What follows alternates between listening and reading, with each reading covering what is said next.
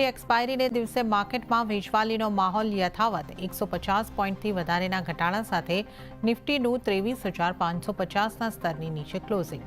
Bank Nifty, mid cap અને small કેપમાં દબાણ રહ્યું યથાવત. ઘટતા બજારમાં પણ રોકાણકારોનો બજાર પર ભરોસો યથાવત. ડિસેમ્બરમાં ઇક્વિટી ફંડમાં રોકાણ 14.5% વધી 41,000 કરોડને પાર નીકળ્યું. એસઆઈપીના આંકડા પણ રેકોર્ડ ઊંચાઈ પર પહેલીવાર 26,500 કરોડની નજીક પહોંચ્યો.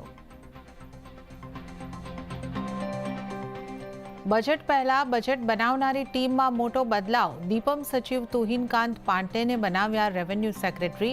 ત્યાં જ માત્ર 12 દિવસ પહેલા રેવન્યુ સેક્રેટરી નિમણૂક કરેલા અરુણીશ ચાવલાને બનાવાયા વિનિવેશ વિભાગના સચિવ.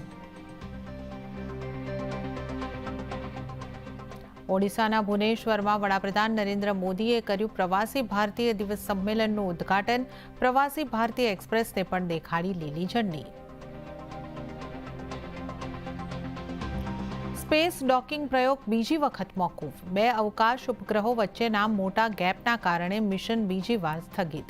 નવી તારીખ પર હાલ કોઈ સ્પષ્ટતા નહીં. અને ભારતમાં લોન્ચ મર્સિડીઝ બેન્ઝે જી વેગનનું ઇલેક્ટ્રિક વર્ઝન. સિંગલ ચાર્જમાં 473 કિલોમીટરની રેન્જ આપે છે G580. સાથે જ કારમાં 116 કિલોવોટની બેટરી પેક. એક્સ શોરૂમ કિંમત ₹3 કરોડ.